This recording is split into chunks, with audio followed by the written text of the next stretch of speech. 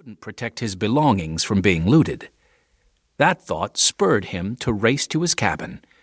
Just as Adoniram finished stuffing his 3 Bibles, one in English, one in Hebrew, and one in Latin, and his fiancée's last letter to him, into a cloth bag, 2 French sailors burst into the cabin. Adoniram turned, shocked at how fast the French privateers had overtaken and overrun the packet. When he had left the deck, the French ship was at least 100 yards behind them. Now, apparently, the privateers had boarded the packet and taken complete control. With gestures, Adoniram was ordered up on deck. He was then herded with the rest of the British crew to the starboard side of the ship and forced to climb down a rope over the side and into a waiting longboat. Within minutes of reaching the French ship, Adoniram was thrown into the hold along with the packet's crew. The dark and dank hold was overcrowded. There was no food, water, or chamber pots.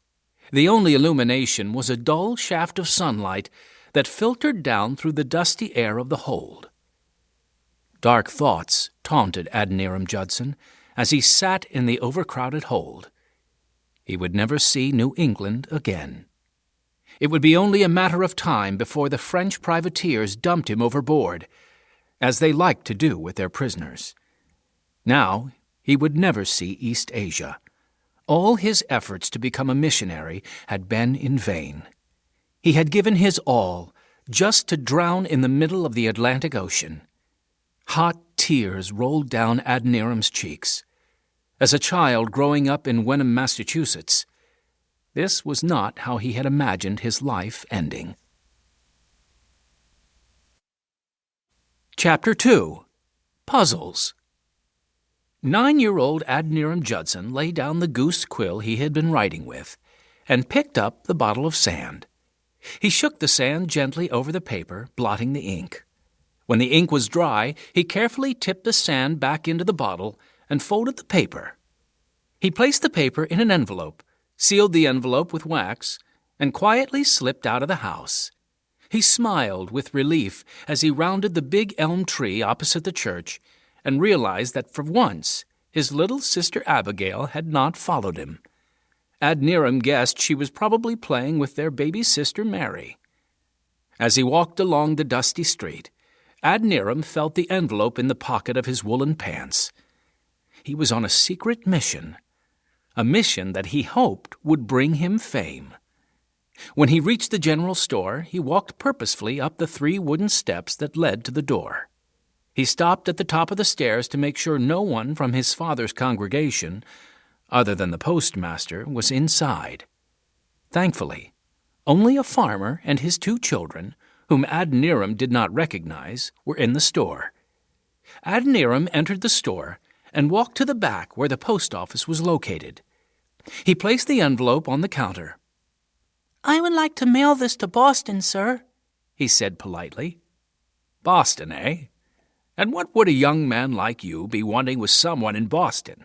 quizzed the postmaster.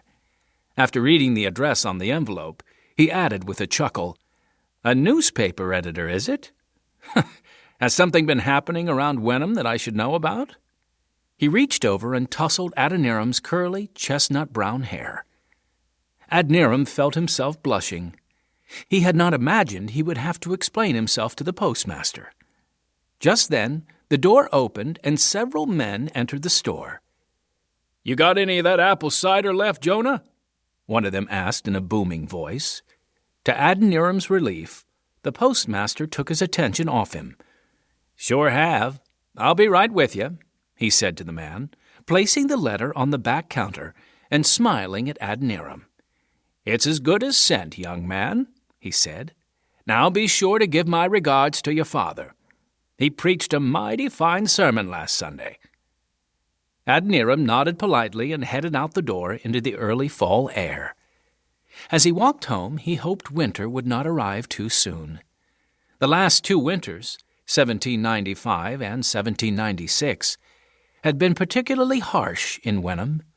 Although Adoniram liked to play in the snow, sometimes it had fallen so heavily he hadn't been able to get to Master Dodge's school. More than anything else, Adoniram loved going to school.